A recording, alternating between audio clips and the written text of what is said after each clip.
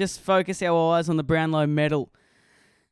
It was one of the most entertaining Brownlow medals I've ever witnessed. It was filled with hesitation, anticipation, and just pure skill. But I feel like, I wouldn't say it's rigged, but I'd say it was very interesting. Just the choices that were made, just the ways that the umpires saw things how they were. I mean, we talk about, Andrew Phillips, 3 votes for getting 12 disposals and 2 goals. I mean, give me a spell. 3 votes? Surely there's someone else on the field that did better than 12 disposals and 2 goals. Surely. We now go to Cameron. He had 25 touches and 6 goals against Carlton early on in the year. If there is not one bigger individual performance than that, I just cannot believe the fact how he got 1 vote. He single-handedly gave Geelong a sniff at winning that game. And yet he only gets 1 vote. I could not believe that. Nick Dacos, round 4, 0 votes, and he got 38 disposals and 2 goals.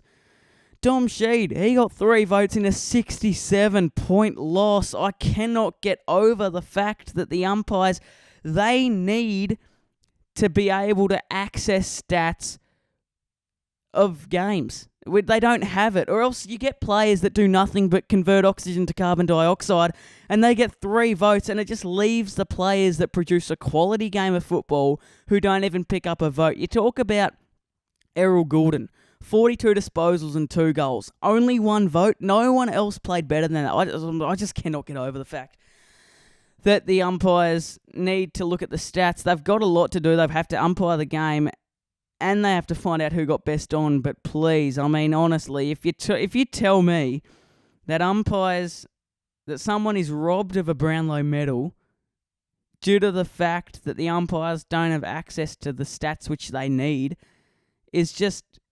unbelievably poor. So poor. So I feel like, credit to Lachie Neale, he did well, but you look at his stats for the year, and I just want to think, okay, so as a Brownlow medalist, we look at Lachie Neale, he averages 26.9 disposals. As a Brownlow medalist, yeah, it's good, he's finding the pill, but as a Brownlow medalist, he's expected to be a bit more.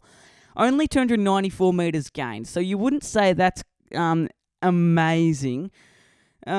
But he's good around the stoppages, so you can sort of give him a bit of lenience there. He's good around the stoppages and possession, but I just feel like he's not as good as this man, Bontempelli, who placed second. If we have a look at Bontempelli, he averages 27.7 disposals, so he's already getting more than Neale.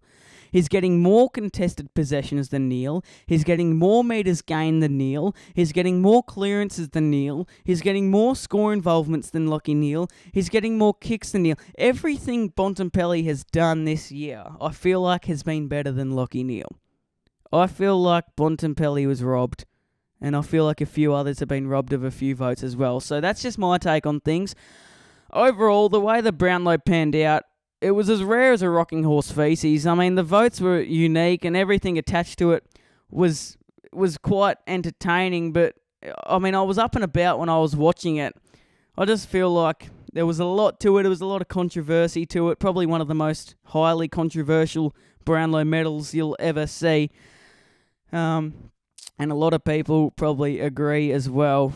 That will do the Brownlow medal.